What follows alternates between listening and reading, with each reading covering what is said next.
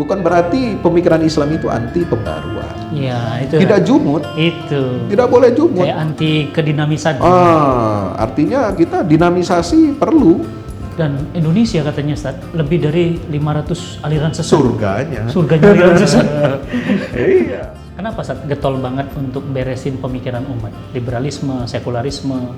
Ya, karena saya dari pengalaman Kenapa? sejarah, dari pengalaman dakwah Rasulullah, Sallallahu alaihi wasallam. sahabat tabi'in, ya. Apa sih rahasia suksesnya dakwahnya Rasulullah? Sehingga bisa dalam tempo Singkat cepat seperti itu. bisa Menguasai dunia. Khulafaur Rasyidin bisa menguasai dunia, melanjutkan perjuangan Nabi. Karena fikrah mereka itu satu, fikrahnya itu terarah, sudah built-in, Iya. sudah tertata dengan baik, Kuat pemikirannya ya. kuat pemikirannya. Jadi nggak main-main. Rasulullah itu mengkader sahabat itu sudah dipetakan. Ibnu Abbas bagian tafsir. Siapa? Mus'ab Zaid bin Umair Thabit jadi duta. Zaid bin Thabit bagian ilmu waris misalnya. Urusan perang ada Umar Ada urusan perang Khalid bin ada Walid. Khalid Umar. Ada urusan Urusan harta ada qadha lagi. misalnya. Ada Ali. siapa namanya? Urusan qadha itu siapa? Allah Yang ditanya ya Ustaz ya, ketika ya, memutuskan dengan apa ya? utusan Yaman itu Iya. yang ke Yaman, disuruh ke Yaman itu kan.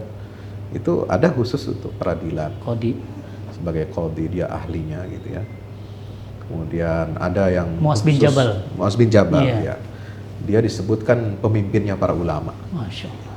Jadi nanti di hari kiamat ulama itu dibangkitkan ya untuk masuk ke dalam surga, itu pemimpinnya itu Mu'adz bin Jabal. Ya, jadi Rasul itu sudah petakan potensi sahabat-sahabatnya sudah. Nah, menariknya pemetaan Rasulullah itu berdasarkan ilmu. Ya, jadi pemahaman terhadap Quran dan Sunnah ini itu sudah dikasih rambu-rambunya oleh Nabi, patok-patoknya oleh sahabat dilanjutkan. Nah, kalau kita keluar dari itu merusak. Kita ingin mengkreasi dengan alasan mengikuti perkembangan zaman, mengikuti tren, menyesuaikan diri dengan kondisi global. Ya. Padahal sejatinya kita sedang dijajah. Dianggap Islam katanya nggak update Iya, Islam ketinggalan, tidak update. Harus menyesuaikan. Mestinya nilai-nilai asing dari luar itu yang harus ditimbang berdasarkan Islam. Jadi Islam yang jadi patokan, bukan Islam yang diseret-seret. Bukan Islam yang diseret-seret, harus menyesuaikan baju ukuran dengan mereka, gitu loh. Saya pernah analogi tuh kalau kita beli kopiah, teman-teman. Iya, ya, ngeri. Ketika kopiahnya sempit, yang digantinya kopiahnya ke kepalanya gitu. Kepala kita dipotong. Kepalanya dipotong. Mestinya kan kopiahnya ngikutin kita kan. Iya gitu, Insya Allah. Jadi kajian-kajian pemikiran arahnya lebih ke sana ya, untuk menjaga jadi peradaban. Rasulullah wafat, Quran sudah berhenti, sudah sempurna. Itu bersamaan dengan itu peta pemikiran Islam itu sudah lengkap. Hanya perlu aplikasi, hanya perlu penerapan. Tetapi tetap dijaga oleh nilai-nilai dasar syariah, usuluddin yang mewarnai itu semua. Bukan berarti pemikiran Islam itu anti pembaruan. Ya, itu. Tidak jumud. Itu. Tidak boleh jumud. Kayak anti kedinamisan. Artinya kita dinamisasi perlu. Handphone kita boleh pakai kok. Boleh. Teknologi komputer pakai gitu. Ya, tas begini, tas kulit pakai. Atau apalah baju. Sosial media juga kita pakai. Sosial media kita pakai. Jadi dinamisasi itu ada dan diakui oleh Islam. Hanya dia sebagai dalam hal-hal yang memang tidak berkaitan dengan prinsip-prinsip agama. Kalau prinsip agama itu udah patok, udah ada patoknya. Nggak akan berubah. Nggak boleh berubah. Gitu ya. Kayak bangunan nih. Pondasinya kalau kita mau rubah, kita cabut, ya rusak semua bangunannya. Iya, betul. Kita mau bangun ulang yang baru dong. Nah, kalau membangun ulang baru dengan merombak dan menghancurkan semua pondasi yang asli, ya itu udah bukan Islam lagi nanti. Gitu. Karena akarnya udah diganti. Akarnya sudah diganti, pondasinya udah berubah. Soalnya gini saat ngeri-ngeri sekarang. Yang perlu sekarang kita perlu dekor apa sih rumah? Iya, dekor. Rumah perlu dekor apa ya? Cat ganti. Iya, tapi tetap fondasi seperti itu. Seperti itu. Soalnya ngeri saat sekarang tuh ada pemikiran, maaf ya saat anak-anak muda sekarang nih yang pada nonton My Body Is Mine. Ya. Dia nggak mau hamil saat. Jadi dia bilang free child. Free child. Nggak mau saat. Dia, aku boleh nikah sama kamu, tapi aku nggak mau nikah. Nggak mau punya Nggak anak. punya anak. Karena menikah itu kalau punya anak badan hancur, rusak, Betul. harus menyusui, harus kemudian ngurusin suami, ngurusin anak, nggak mau. Itu kan pemikiran saat. Iya. Sama juga ada sekarang spirit doll, mendingan betul. piara boneka Iya. daripada anak. Dan punten saat ada sekarang fenomena yang nular dari Jepang, nggak mau nikah saat sekarang kawinnya pakai boneka. Allah. Laki-laki sama perempuan boneka, perempuan sama laki-lakinya boneka. Ah, ini kan semua dari pemikiran saat. Iya, iya. Counternya itu loh saat, ngejagainnya itu Iya, gimana ini umat ini begitu banyaknya. Ya Ya, Allah. ya kembali kepada, makanya kita perlu kalau saya melihatnya pemikiran Islam itu ada yang thawabit, tetap ada yang berubah mutatayyirat. Nah, kita perlu pengawal-pengawal, bodyguard dalam pengertian guardians, Ya. penjaga-penjaga nilai-nilai dasar yang ada dalam Islam. Iya. Ya, penjaga itu tidak lain adalah ulama.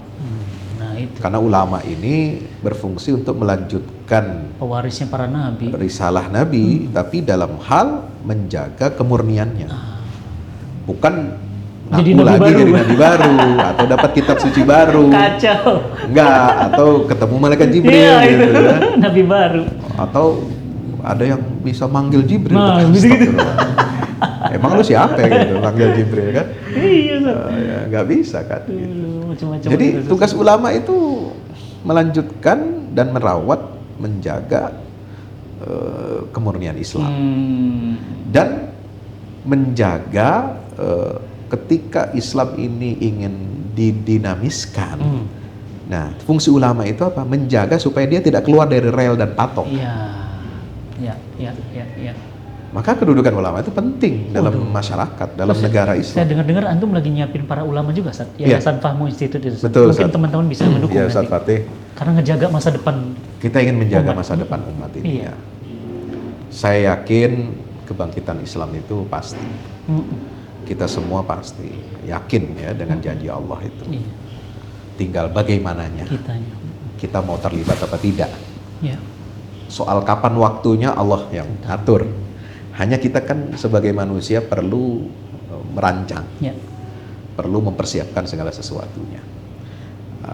Hasilnya apakah nanti kita bisa melihatnya, atau anak cucu kita yang melihatnya merasakan. Wallahu alam, kita nggak tahu. Tapi Yang kan penting tugas kita nanam sekarang lah. tugas kita nanam. Iya.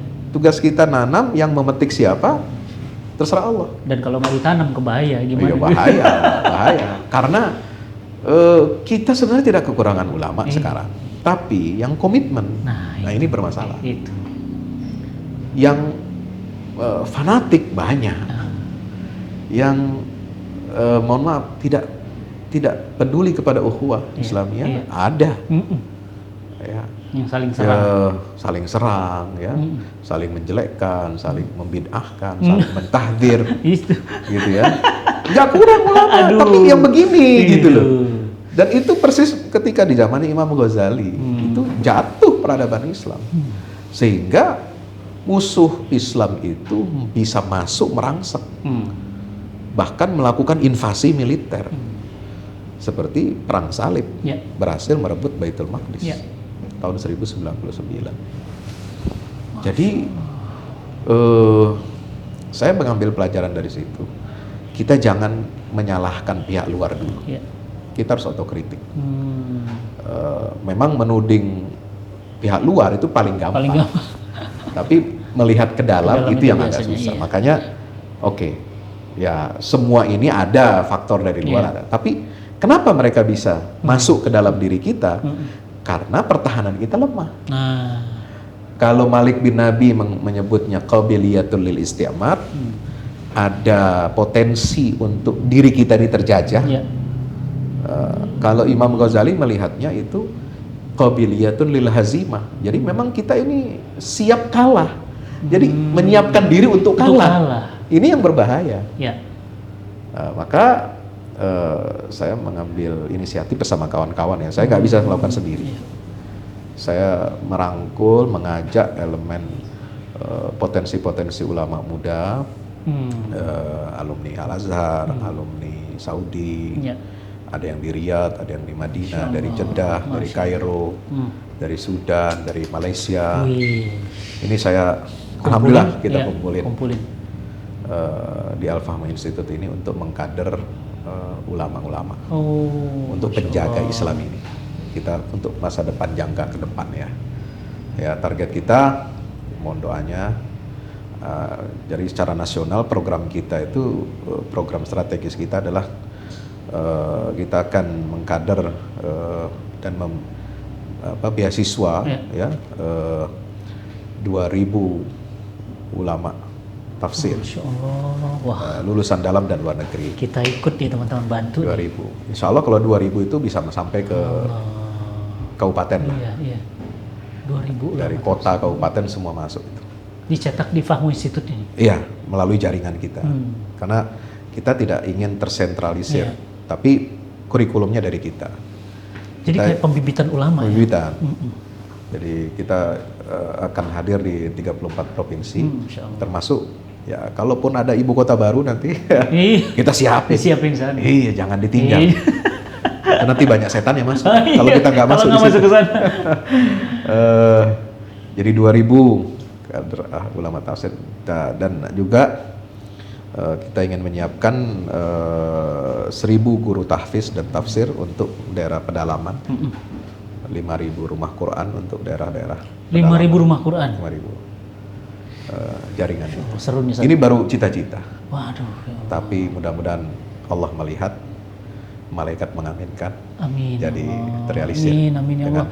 Dan semuanya. Kalau antum bisa bikin di mana, kita juga siap support. Di Cinta Quran TV. Dan yang ada lagi, kita pengen 10.000 kader yang hafiz dari seluruh Indonesia itu bisa masuk fakultas-fakultas umum perguruan tinggi yang terkemuka.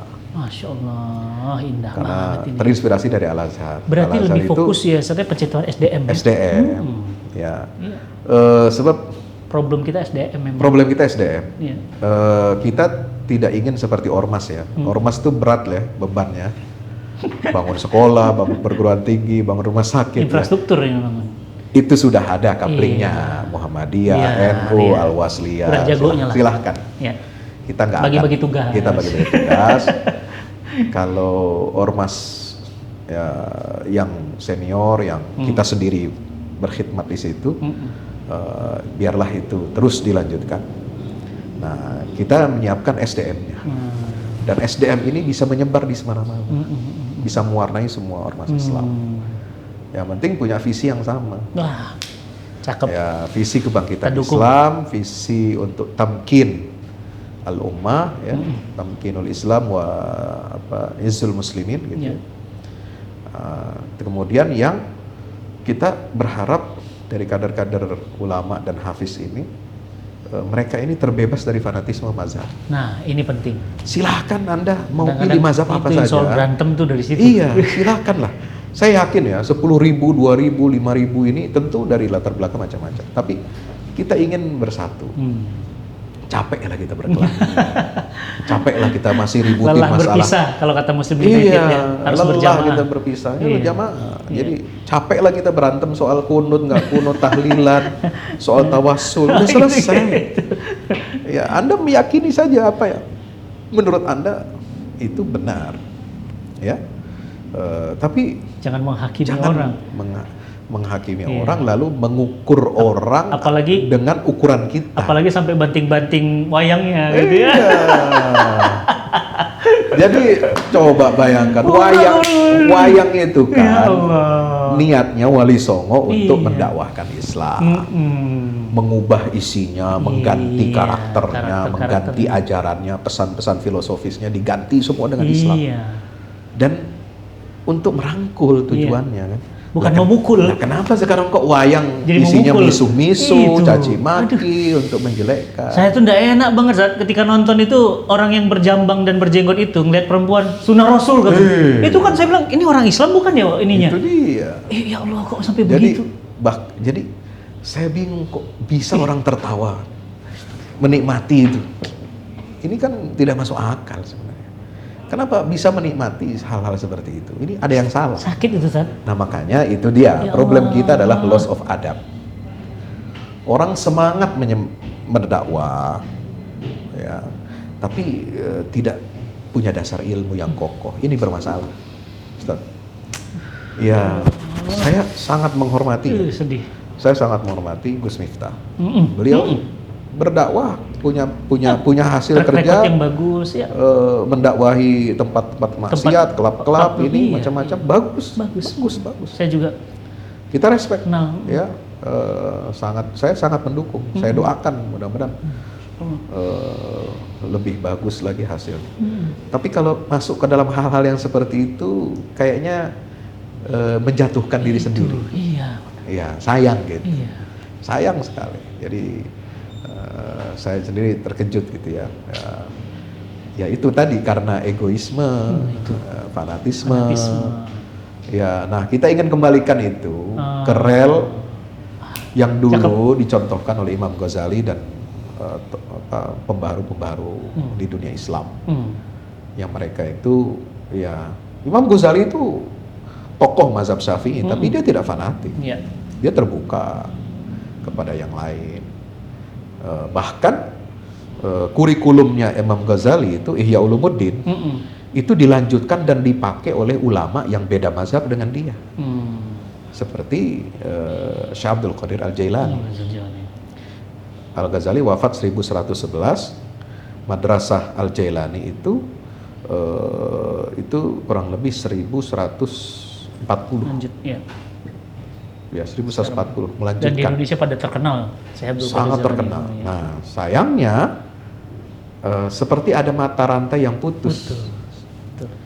Jadi ulama-ulama sufi seperti itu dulu itu penggerak perubahan. Nah, istilahnya kan itu penggerak perubahan, ya kan gitu. Iklan gratis. Itu muharrik. Betul. Itu muharrik. Penggerak Mereka itu membangun madrasah, Iya. mengkader perwira-perwira militer, mengkader calon-calon pamong praja. Itu di madrasahnya Al-Ghazali. Merinding saya Ustaz. Dan disupport oleh penguasa.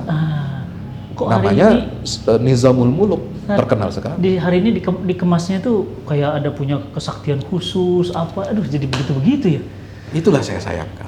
Termasuk distorsi terhadap sejarah Wali Songo. Wali Songo. Wali Songo itu ilmuwan, politikus, negarawan, politisi, ya. dikerdilkan dengan kesaktian. Nah, itu. gitu. Saya nggak percaya itu. Ustaz, Karomah itu pemberian Allah pasti iya, ada. masih ada. Tapi kita tidak Bukan perlu, ke situ. bukan ke situ arah kita.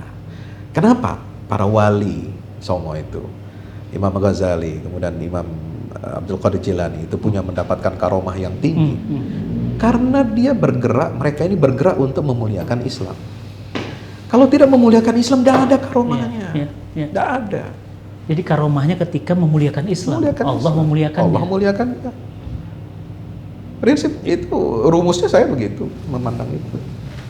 Jadi siapapun yang mau memuliakan Islam, bergerak, berjuang memuliakan Islam dengan ilmu yang benar, seperti yang diturunkan oleh Rasulullah pada sahabat terus sampai kita, insya Allah dia punya karomah, apapun bentuknya. Nah jadi tarekat-tarekat zaman dulu itu adalah madrasah. Sebenarnya madrasah pemikiran dan madrasah suluk. Pemikiran dan tingkah laku. Sehingga terkontrol. Sehingga inilah itu yang merubah dunia yang ya. membuat kebangkitan Islam di era generasi Salahuddin Al-Ayyubi. Gitu ya. Padahal Salahuddin itu kan dari kerajaan kecil, kesultanan kecil. Dia tuh semacam gubernur, nggak dikenal. Tidak sebesar Khalifah Abbasiyah, tidak sebesar atau Khalifah Utsmaniyah, Bani Muhammad Umayyah, Al-Fatih, tidak sebesar Saljuk misalnya. Saljuk.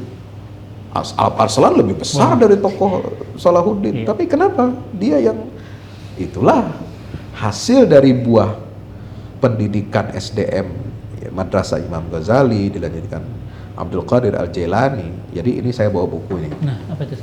Ini Dr. Majid Irsan Al-Kailani ya, teman-teman ya. Model. Ini model kebangkitan Upaya 50 yang tahun melahirkan gerakan generasi Salahuddin yang membebaskan Palestina. Kalau Anda dan saya, kita semua ingin, kan kita selalu merindukan kapan nih Salahuddin, kapan kita bisa merubah. Modelnya harus begitu. Kebingungan kan? Iya. Baca ini. Masya Allah. Ini lengkap.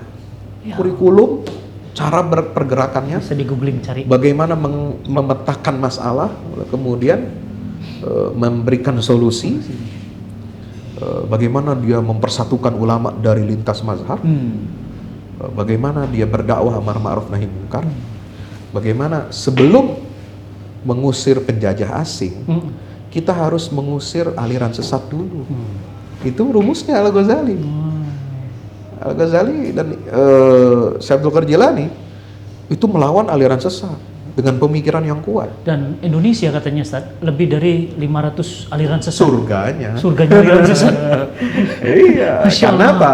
Karena ada pemimpin yang tidak beradab. Iya, lahirlah begitu-begitu. Yang bukan melahirkan, melindungi. Menguatkan. Iya. Jadi melahirkan dan melindungi. Kalau pemimpin tidak beradab, dia pasti melindungi. Dia mengatakan tidak ada kesesatan, yang ada perbedaan pemahaman. Astagfirullah. Serem ya. Perbedaan Kesesatan dibilang perbedaan. Perbedaan tafsir. Loh. Ngeri kan? Itu kalau Ketidakpahaman itu. Mana yang sesat, pemimpin tidak beradab, pemimpin tidak paham agama. Ngeri, Ustaz. Ngeri. Main-main. Makanya Imam Al-Ghazali itu didukung penuh oleh Nizamul Muluk karena dia negarawan, perdana menteri yang ngerti agama, punya ghiroh agama. Dia punya gaji, dia punya properti, dia punya wakaf di mana-mana itu untuk mensupport gerakan ulama ini. Di balik lahirnya generasi Salahuddin Al-Ayyubi, inilah peletak dasarnya, pondasi-pondasi yang sekarang kita nikmati itu. Energi beliau tuh nular ke saya. Jadi Jadi pengen lompat-lompat lagi nih, Ustaz. Buat apa lagi kita di buat apa lagi gitu kan? Ya mumpung masih muda, Ustaz. Iya, Mumpung Ustaz. masih muda. Ayo, Ustaz. Biasanya yang semangat itu yang tua ya. Wah, Karena udah sudah sepuh-sepuh. generasi udah mau akhir ya. Kita masih Semangat. muda-muda. Mumpung masih muda, jangan kalah. Mohon izin, Ustaz, biar teman-teman juga tahu. Ini kita jadinya pingin ini, Ustaz, vlog itu dibuat series. Jadi series UFK sama Ustadz Fahmi Salim UFS ya. Insya Allah official, UFS Insya Allah. official Instagramnya. Insya Allah. Ngevlog bareng untuk menjawab problematika kekinian. Jadi Setuju, misalnya setuju. lagi rame saat ini kasus Juer, aliran sesat Nabi baru, pandangan Islam saat Ya. Juer lagi sesat ini segala macam, no free child segala macam, angkat Ya, lagi. ya. Jadi maroji teman-teman semuanya. Ya. Ya, Insya setuju Allah. Ustaz ya? Insya Allah. Setuju. Di sini. Jadi ini baru seri pembuka. Ya. Ini juga baru makanan pembuka. Nanti ada Insya makanan yang Allah. Siap, penutup. siap. Barakallahu fiik. Ustaz, jazakallah khairan Ustaz. Sama-sama. Ini awalan yang menyerukan dan membuat saya kayaknya, dan mohon izin juga Ustaz berkenan untuk ngisi di Cinta Quran TV. Insya Allah. Live tapi Ustaz, ini kan kata UFK tapi ada yang live-nya lagi. Mungkin di salah satu malam di tengah sibuknya Ustaz, pilih satu malam aja Ustaz untuk kajian tafsir mungkin, tapi tafsir yang inspiratif, Iya. atau kemudian kajian-kajian tentang akidah dan yang lainnya Ustaz. Ya, Insya Allah. mudah-mudahan berkenan Ustaz. Insya Allah. Soalnya jadwal antum, aduh, saya Insya Allah. mau Insya ketemu Allah. aja susah banget. Insya Allah. Kemarin terhambat ya, saya kena COVID Allahu sebelumnya. Akbar. Udah direncanakan pekan itu kita jumpa, Iya, tapi ternyata karena baru Allah hari ya, ini baru bisa. sekarang. Insya Allah. Teman-teman semuanya, sekali lagi terima kasih. Jangan lupa ya di subscribe dan di share. Dan Ustadz Fahmi Salim juga punya YouTube ya. Fahmi Salim Official ya Ustadz ya, kalau nggak salah. Iya, Fahmi UFS Salim, Official. ya, UFS Official. Ya, insya Allah teman-teman subscribe juga. Dan jangan lupa ya, saya juga menautkan di sini Fahmu Institute ya, bagi teman-teman yang ingin mensupport, di tautan link di bawah ini ada. Silahkan berwakaf, berinfak, bersedekah untuk pembibitan para ulama. Dan saya insya Allah juga ikut di dalamnya. Ya, ikut membantu, mensupport guru kita ya. Teman-teman semuanya, sekali lagi terima kasih dan tunggu seri berikutnya kita akan membahas lebih dalam, lebih rinci hal-hal yang seperti ini mencerahkan dan inspiratif. Ustaz, jazakallah khairan Ustaz, waktunya karena antum mau ngisi lagi, tapping lagi nih mau Ramadan. Waduh, luar biasa padat waktunya. Semoga Allah melindungi antum terus Ustaz. Amin, amin. Dan mohon doa juga bagi kami di Cinta Quran. Mudah-mudahan selalu jatuh cinta berulang kali dengan Quran. Insya Allah. Teman-teman, ini menarik sekali. Insya Allah. Kalau Ustadz Fatih programnya adalah semua bisa baca Quran. Iya. Saya programnya adalah semua bisa paham Al-Quran. Nah, kalau kami di hulu, Ustaz di hilir. Jadi saling bantu. hulu dan hilir ketemu insya Allah. Setelah bisa baca harus paham. Nah, kalau nggak paham, nggak bangkit Islamnya. Paham baru bergerak gitu ya. Paham dan bergerak setelah itu insya Allah. Dan teman-teman semuanya terima kasih. Ini semuanya bisa terlaksana karena wakaf antum. Jadi lighting, semua kamera-kamera yang bagus ini semuanya wakaf dari teman-teman semuanya. Mudah-mudahan ini tersebar, banyak yang nonton dan itu menjadi pahala jariah buat antum. Jazakumullah khairan. Assalamualaikum warahmatullahi wabarakatuh. Waalaikumsalam. Ya Ustaz, silakan Ustaz. Ya. Masya Allah. Assalamualaikum warahmatullahi wabarakatuh. Masya Allah, Cinta Quran Foundation adalah sebuah lembaga yang 10 tahun ini betul-betul konsisten, insya Allah istiqamah di dalam terus-menerus melakukan gerakan-gerakan menyebarkan Al-Quran, membebaskan buta aksara Al-Quran. Dan kali ini Cinta Quran Foundation punya satu program yang merupakan amal salih luar biasa, yaitu wakaf membangun Cinta Quran Studio. Untuk apa? Untuk meluaskan dakwah lewat berbagai macam media, dipergunakan untuk syuting, untuk acara, untuk kegiatan, Masya Allah. Dan langkah pertamanya adalah pembebasan lahan di Bogor. Ingin ikut serta? Jangan lupa terus cari informasinya lewat akun-akun sosial media Amazing Group yang diantaranya adalah Cinta Quran Foundation. Mari bergerak bersama, insya Allah menjadi amal jariah. Wassalamualaikum warahmatullahi wabarakatuh.